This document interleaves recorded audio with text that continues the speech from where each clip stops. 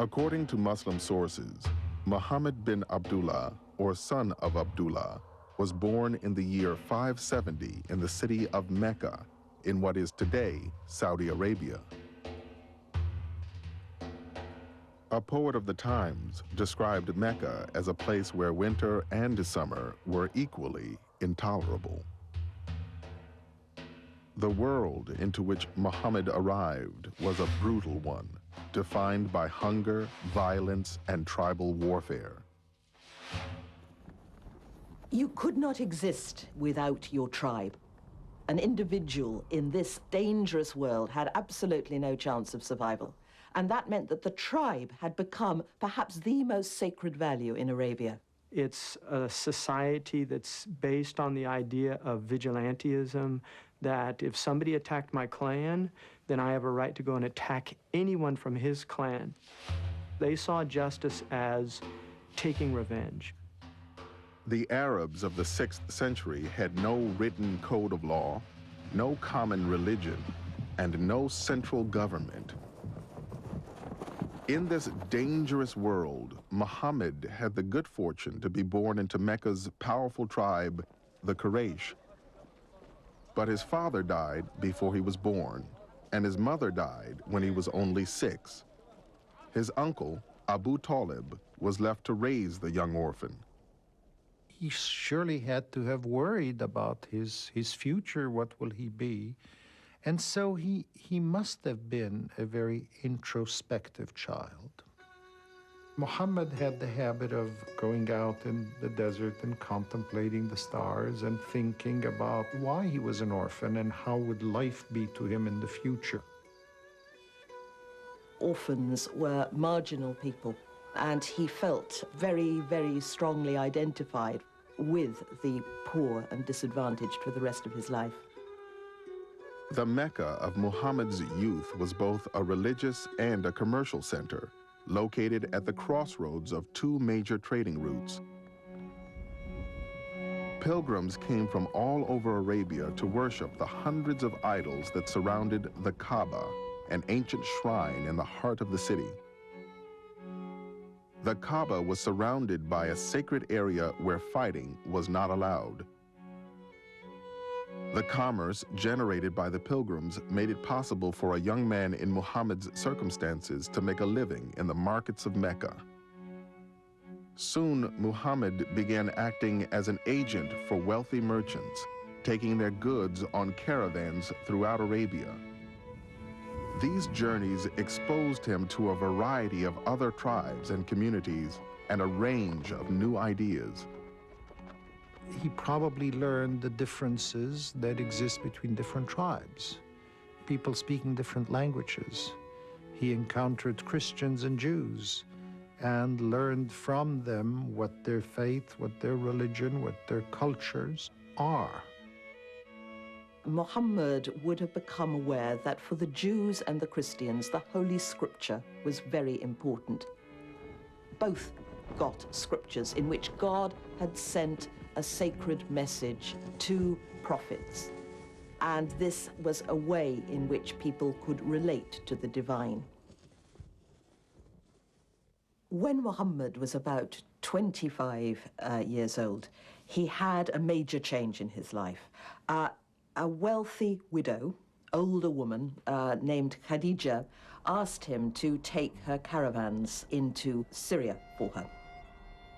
Muhammad took all her goods and went with the caravan to Syria and did an incredible job. And her respect for him turned into admiration for him, and she inquired about him through one of her friends. Shortly thereafter, Khadija asked Muhammad to marry her. "I like you because of our relationship," she said, "and your high reputation among your people, your trustworthiness, good character, and truthfulness." And this is interesting because she's a very beautiful woman, but she's 40. She's moving into her maturity, and he's a 25-year-old youth.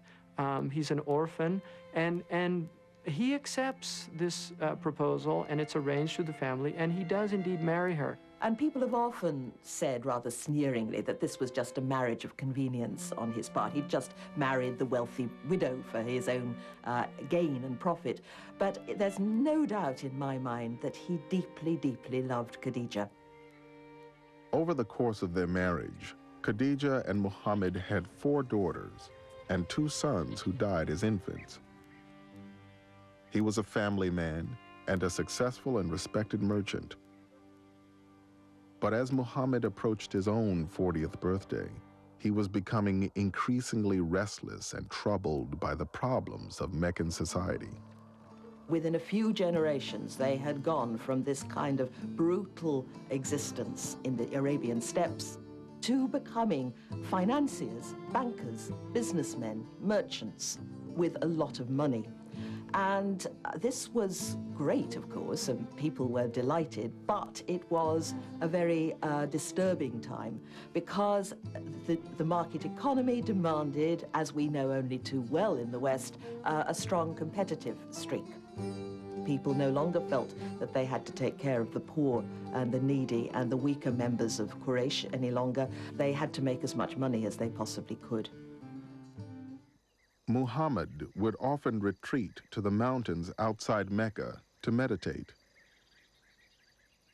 It was on one such retreat in the year 610 that Muhammad had an experience that would transform history.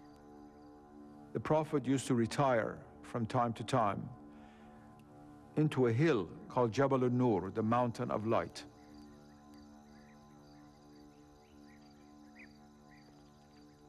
When you climb up that mountain, and many people still do it, on top of it is a cave called Al-Hira in Arabic, into which the Prophet would oftentimes retire in order to contemplate and to pray and to be still with God.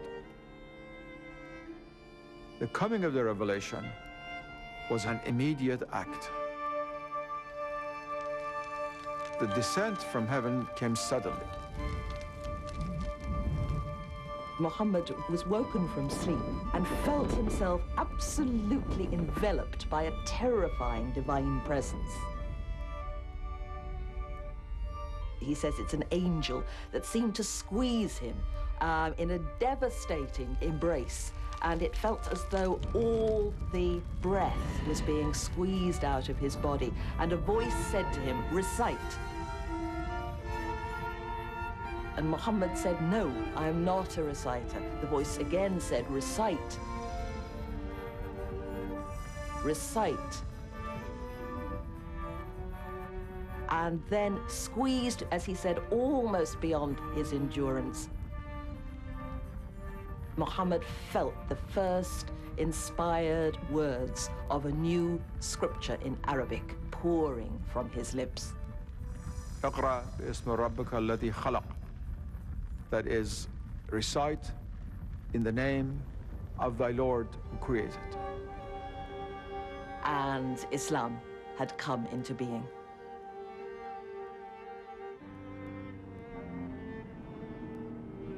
This was something that really shook him to the very core of his being. And he goes down from that mountain and he is shaking. And I think it's shock. Here's somebody who's gone looking for this transcendent reality, and this transcendent reality is now replying. Muhammad was so shaken by this experience, he feared he might be possessed. He ran home directly to Khadija. And there he flung himself into her lap, and he said, cover me, hold me," until the terror had passed. Khadija was the person who reassured him.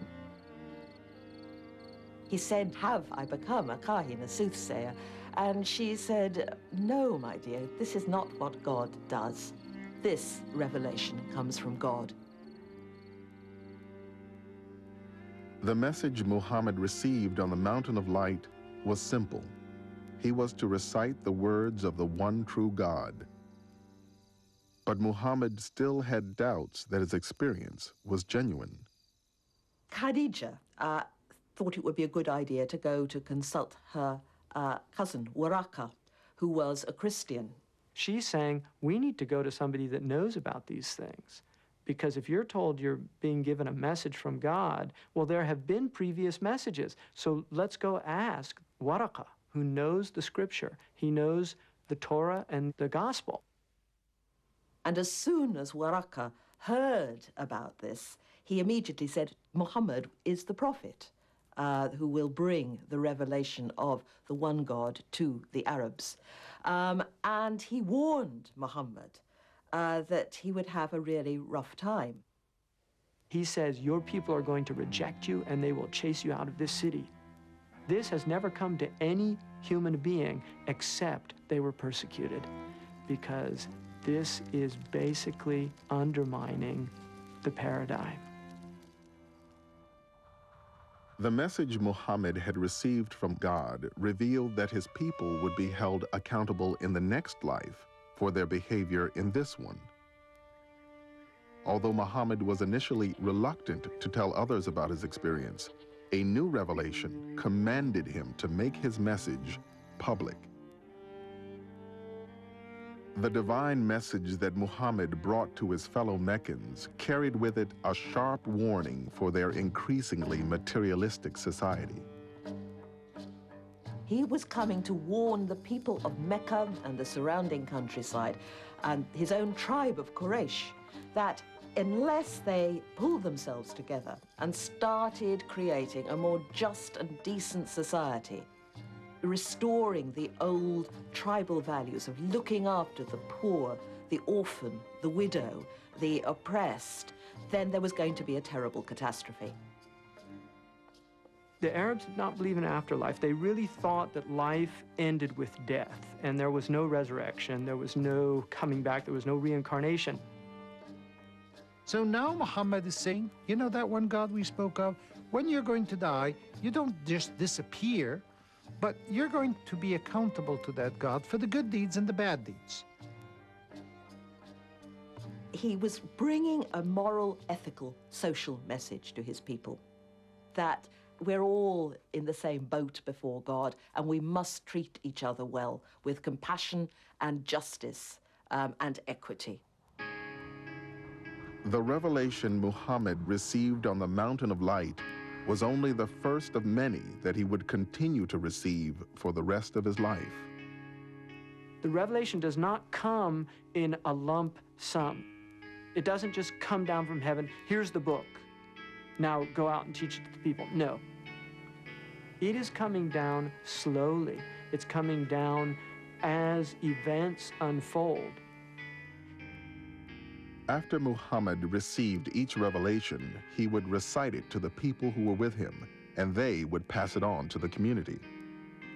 When the prophet, who did not know how to read and write, started revealing the words of the Quran, they acquired credibility because of the very nature of the words spoken.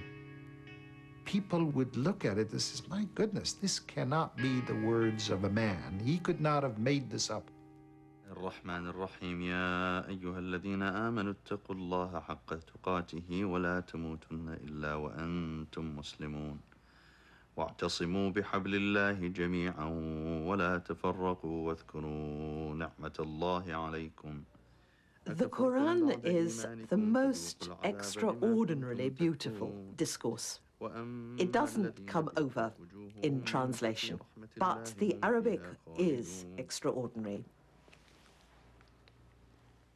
When the first Muslims heard the Quran, many of them were converted to the Prophet's message, not necessarily because of its content, but because of its beauty. Muhammad's message slowly began to attract followers, especially among the downtrodden and the oppressed within Meccan society. It's really the people that don't have anything to lose and everything to gain. They're the ones that are responding to this message. Many of the followers are poor people, slaves, women that don't have protectors. It's spreading amongst the disenfranchised of Mecca. Prophet Muhammad noticed that he lives in a society that downgrades women.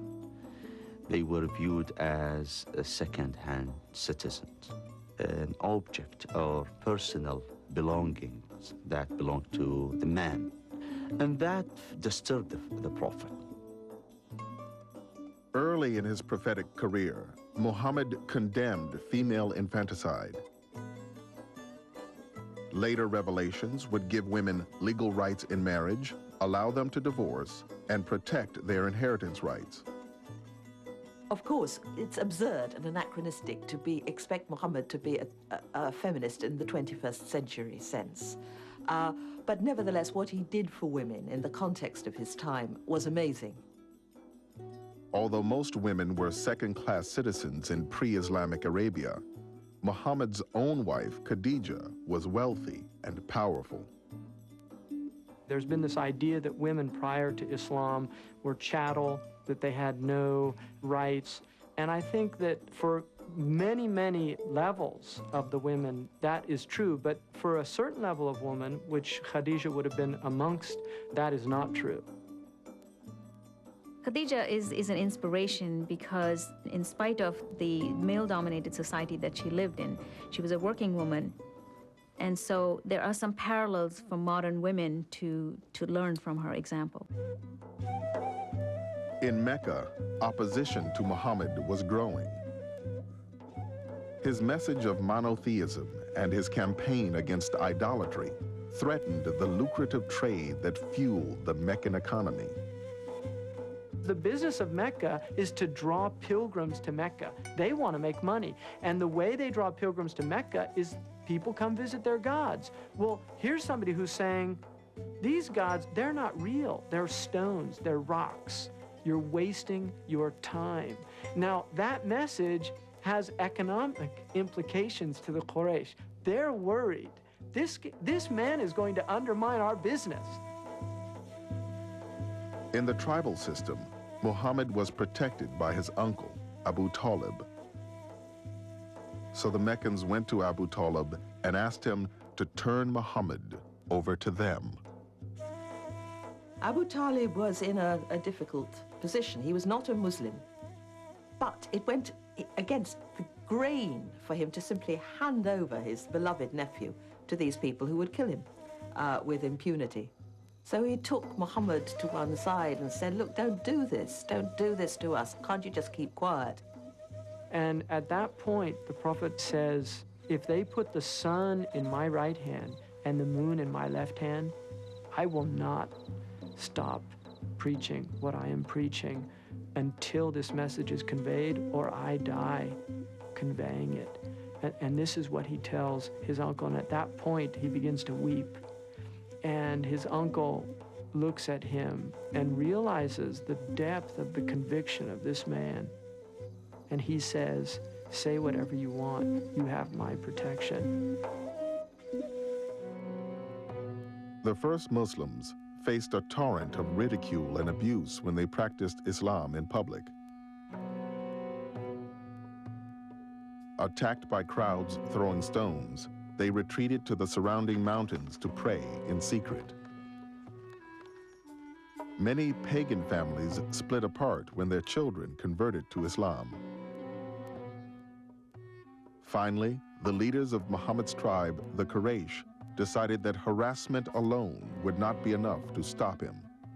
The Quraysh, they see it as our honor is being threatened. We need to deal with this. This is the point where they begin to really increase their persecution. They start sanctions on the house of Bani Hashim, which is the sub-clan of the Prophet Muhammad. They begin sanctions. They begin to prevent them from trading, from transacting. And that meant that basically they were being starved out. They couldn't buy food, they couldn't do business. Abu Talib was ruined by this. The Hashim lived in one street, and Muhammad and Khadija and the children moved into this street. And this became a little Muslim ghetto.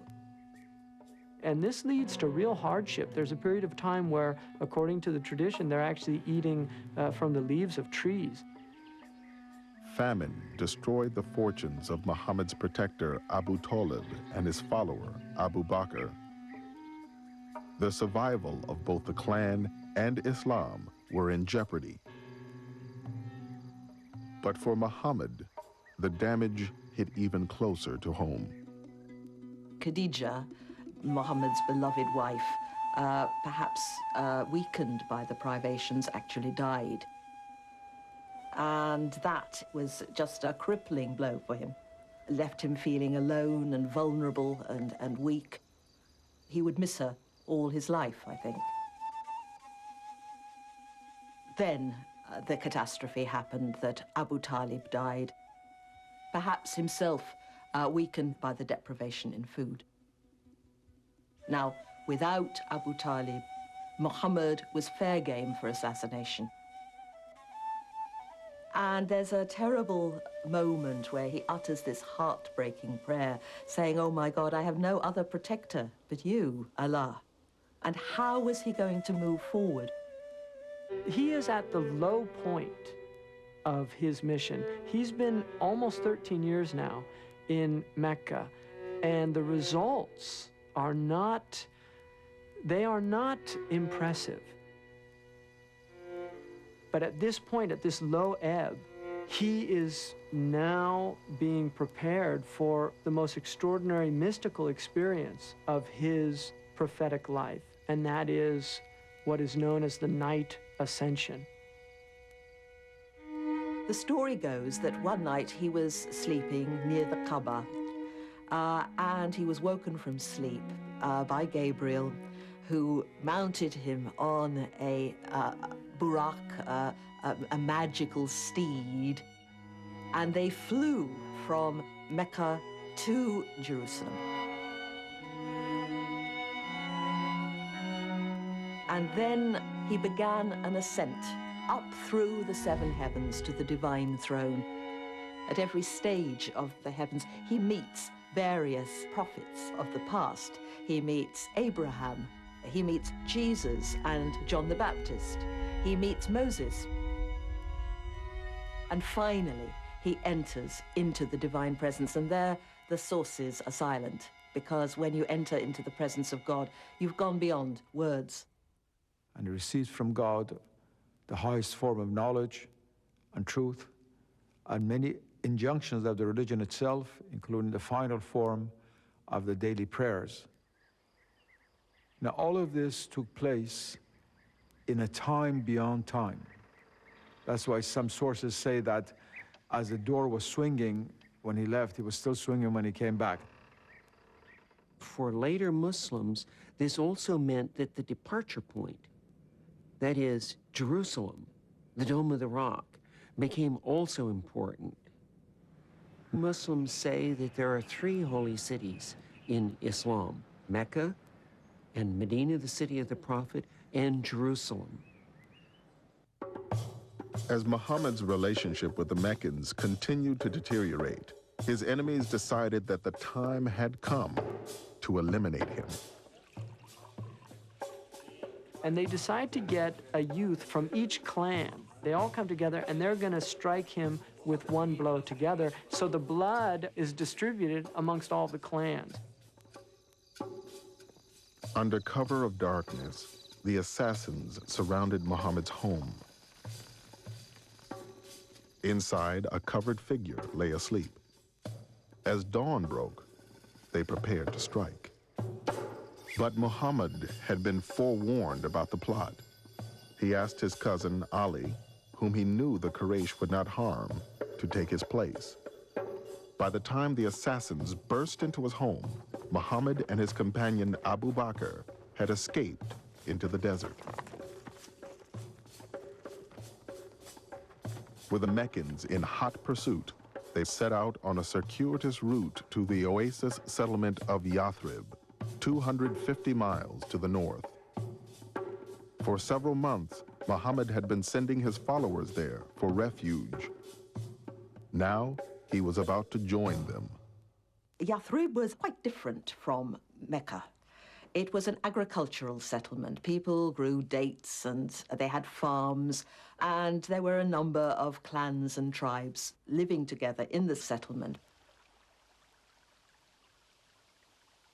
The settlement was engulfed in tribal warfare of the worst kind. It was an example of where the whole system in Arabia was beginning to break down. One killing led to another, and nobody could seem to find a solution. Nobody, that is, until the clans of Yathrib heard about the trustworthy Muhammad, hoping he could unify its warring factions, which included two major pagan tribes and their Jewish allies. A delegation from Yathrib had taken the dramatic step of inviting Muhammad to move to their settlement. The deal is that he will serve as their binding arbitrator. That is, both sides to the conflict have agreed already that they will accept the arbitration of Muhammad, whatever it would be. The people of Yathrib vowed that they would take the Muslims on board as honorary tribesmen. They would be their protectors. Anyone who hurt the Muslims, they would retaliate, and the Muslims agreed to do the same. This move from your tribe to join up with people who were of no kin to you at all was absolutely unheard of. Muhammad's arrival marked the beginning of a dramatic new chapter in the history of Islam. For the first time, he would be the leader of a sovereign community based on Islamic law. Yathrib would henceforth become known as Medina. Now, unlike Jesus or the Buddha, who seem to have been purely spiritual leaders with no temporal responsibilities whatever, Muhammad found himself now head of state, having transferred the Muslim families from Mecca to Medina. He now had to make sure they could survive there. The survival of the fledgling community depended on its ability to defend itself against attacks from Mecca. To respond to this possibility, Muhammad developed a novel political solution. He essentially establishes a pact, an agreement. Sometimes it's called the Constitution of Medina. Whether you were a pagan or a Muslim, or a member of the Jewish tribes or any other tribes in Medina, you had to sign on to this pact. And the pact established that if there were ever an attack on Medina from the outside, all the inhabitants of the town would be responsible to defend the city.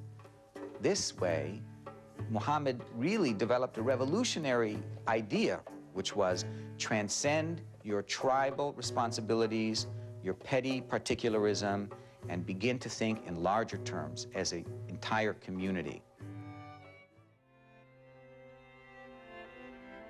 When Muhammad arrived in Medina, he made it clear that helping immigrants would be one of the cornerstones of the new Islamic society. This is his message: spread peace, feed people food, and do some devotional practice, and you'll enter paradise without any trouble. 2/3 of that message is about other people. The secret of Medina is it's a place where human beings are going to attempt to live up to the ideal of the Islamic tradition. Part of the arrangement was that the people of Medina agreed that they would provide housing and support for the immigrants as they came in. And very often they were even paired, so that certain people had direct responsibility for specific people from Mecca. And that did not take place in 24 hours. It came step by step, and within a few months, you now had two groups. The helpers, so-called Al-Ansar, that is those Medinan Arabs who had become Muslims, and the Meccans who had become Muslims before them. And in this way, for the first time, you created the Islamic Ummah, that is the Islamic people, that bond which transcends all other bonds. He said to these people, these are now your neighbors. These are your brothers and sisters. He establishes that sense of humanity, that ummah. We are all connected to one another. We are all responsible for one another. Prophet Muhammad established the first center in Medina for Muslims, and that was his mosque. And it was not only a place where Muslims go and do their prayer or offer their supplication. It was the center for the entire community. It was the headquarters of the Prophet. He would become a judge and solve problems among people inside the mosque. So he receives delegations. He would declare war or peace. The mosque was serving multiple purposes in the life of Prophet Muhammad. It was at the mosque that Muhammad discussed a sweeping change in policy with his followers. After years of exercising restraint in the face of persecution by the Meccans, Muhammad received a clear new revelation that marked a dramatic departure from the past. It gave the Muslims limited permission to take up arms in self-defense. The statesman was about to become a general. Killing is always abhorrent. The Quran makes it very clear about that. And the Quran says that it's always wrong to start a war, to be an aggressor. But persecution is worse than killing. When people have been driven from their homes or deprived of their basic human rights, or when an evil ideology comes into the world, sometimes, regrettably, it may be necessary to fight, and sometimes lives will be lost. Muhammad's first large military engagement occurred near the town of Badr, when 313 Muslims set out to surprise a caravan from Muhammad's own tribe, the Quraysh. In a sense, the Battle of Badr, which became such a landmark in Muslim history, was a sort of mistake. The Muslims had planned a conventional raid, but the Meccans, when they heard that this band of renegades was attacking their great caravan, were so enraged they sent out the whole army against them. And the Muslims were convinced that they were going to die. The Meccans had sent an army of about 1,000 men. As the army approached, Muhammad prepared to make a stand near a well. One of his soldiers suddenly questioned his strategy.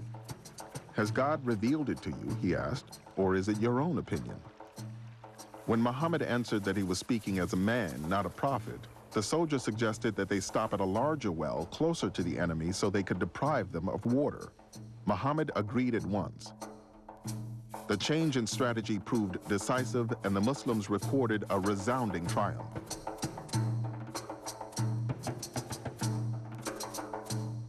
It was a victory that stunned the Muslims. The victory reaffirmed their belief that God was on their side and raised Muhammad's status higher still. But his followers also knew that the Meccans would seek violent retribution. A year later, an army of 3,000 Meccans returned to face 1,000 Muslims in the Battle of Uhud. The resulting rout left the future of Islam in mortal peril. It was a horrible battle, and the corpses of the Muslims were mutilated by the Meccans, and the Meccan women, as was their wont, came out onto the battlefield and danced around the corpses. Many of Muhammad's soldiers lost their lives in the battle, including a rabbi who had honored the Medina Pact by fighting alongside Muhammad. The families of the fallen Muslims were now without protectors. Then, Muhammad received a new revelation, allowing Muslim men to safeguard these women and children by taking as many as 4 wives, but only if they could treat them equally. That in itself, in the context of Arabia, was a bit of a restriction because a man could have unlimited number of wives. The context of the permission to polygamy is to say who is going to look after these women. And it was an act of faith, not an act of lust, that inspired men to take more wives. So it would be wrong to think of the Prophet as basking decadently in a garden of sensual delights with his harem. His harem was very much a matter of state. In the year that followed the Battle of Uhud, the Meccans girded themselves for a final assault that they hoped would finish off the Muslims once and for all. They assembled one of the largest armies ever seen in Arabia and marched on Medina. But Muhammad hit upon a daring defense. Muhammad has dug a trench around the whole of the settlement. And you have an almost comic scene with the Meccan cavalry galloping up to this trench and pulling back in horror and saying, what is this? They've never seen anything so unsporting in their lives. This is something, they say, the Arabs don't do. It sounds comical, but surrounded by the powerful Meccan army, the Muslims were expecting all to be killed, to a man, to a woman. Stopped by the trench around Medina, the Meccans laid siege to the city and to the hundreds of Muslim families trapped inside. When the weather turned bad, the Bedouin tribes began deserting the field of battle. The Meccans themselves lost heart and departed. When the other tribes of the peninsula saw the impotence of Mecca with all its power and might against this little community, they began to switch allegiance and see that Muhammad was the coming man. Now, once that happened, once the tide had been turned after the Battle of the Trench, and the Muslims were no longer subject to the fear of extermination, Muhammad stopped the fighting. The Prophet Muhammad received a few people, militants, who just arrived from one of the battles that they came back from, and they felt so important. We finished this job fighting with the enemies of Islam. And the Prophet smiled and he said, let me tell you something. You finished the minor jihad, and now you have the bigger jihad ahead of you. And they were stunned. They thought that they just finished the biggest achievement in their life by being willing to sacrifice their own life. Then the Prophet explained that the biggest jihad is the struggle against your own desires and limitations. Jihad does not mean holy war, primarily. The word means effort, striving, and it's always a hard struggle to put the word of God into practice. When the Quran talks about struggling, or they're not talking always about fighting a holy war, they're talking about this immense struggle to implement a divine imperative in the flawed and tragic conditions of daily life. Fighting might sometimes have to be done as part of the jihad, but it is by no means the major imperative. By the year 628, the battles that had occupied the Muslims for the preceding 4 years had come to an end.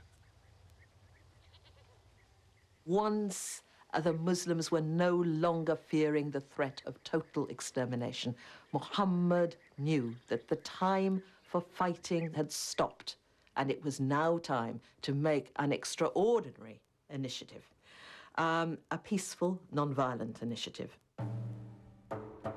He astonished the whole Muslim community and the whole community of Yathrib by announcing that he was going to go on the Hajj pilgrimage. Dangerous as it was, and enormously risky as it was, about 1,000 Muslims volunteered to go with Muhammad. All the rites were fulfilled to the letter. The camels all decked in their special sacrificial garments, the men all in their white garb. The Muslims set out on the perilous trip to Mecca, crossing the vast desert without any arms to defend themselves. When they reached Hudaybiyah, just outside the sacred area around Mecca where violence was forbidden, Muhammad surprised his followers by ordering them not to enter, but to sit and wait. He then sent an emissary to Mecca seeking permission to complete the pilgrimage. Muhammad knew, of course, that he was putting the people of Mecca into a really impossible position, because if they forbade Arabs to enter the city and perform the rites at the Kaaba, they would be abusing their position as guardians of the holy places. The Meccans themselves did not know what to do. When the emissary did not return quickly, the Muslims feared the worst. But Muhammad's gambit paid off. The Meccans offered to negotiate a treaty. 1 year after signing the Hudaybiyah Treaty, Muhammad led his followers on a new pilgrimage to Mecca. Then came the moment Muhammad had waited 7 long years to achieve. Muhammad sends Bilal, an African ex-slave, this lowest of the low in the eyes of the Meccans, up onto the sacred shrine of the Kaaba, what the Meccans regard as their shrine, to deliver the call to prayer.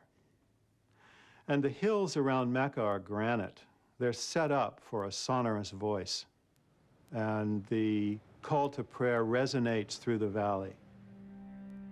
It must have been an appalling moment for the Meccans, but an extraordinary moment of exhilaration for the Muslims, performing all the rites punctiliously and then taking no advantage of this, going back peacefully home. But the peace between the Muslims and the people of Mecca would not last. By the end of the year, the Meccans had broken the Treaty of Hudaybiyah by attacking a clan allied with Muhammad. In response, 10 days into the holy month of Ramadan, Muhammad and a Muslim army of 10,000 men set out to take Mecca by force. The Prophet entered the city without resistance. When he came into Mecca, he came in with his head bowed down. He did not come in as an arrogant, conquering warrior. He comes in humbled by a victory that he sees is from God. After circling the Kaaba 7 times, Muhammad destroyed each of the 360 idols that surrounded it. He then turned to the vanquished Meccans who had sought refuge inside the shrine, his own brethren who had oppressed and attacked the Muslims for so many years. He says, if you were in my position right now, what do you think you would do? And the Meccans are afraid they're about to die. And then he says, you are all pardoned. He grants them all amnesty. And this was unheard of in this culture, unheard of in this society, and very unexpected among the Meccans. In February 632, Muhammad made what would be his final pilgrimage to the city of his birth. At the culmination of the Hajj, on the plain of Arafat, on a small hill called the Mount of Mercy, Muhammad gave his final sermon. Muhammad had been feeling ill. He'd had some fever. It was clear that he was in real difficulty in terms of his health. And the household seemed to be convinced that Muhammad was dying. And while he was on his deathbed, and there were many who surrounded him, especially his close companions and his family, he called for silence around him. And he wanted it to be a time of quiet and of peace and of calm. Embraced by the community he had founded in Medina and cared for by his wives and companions, Muhammad died peacefully on June 8th in the year 632.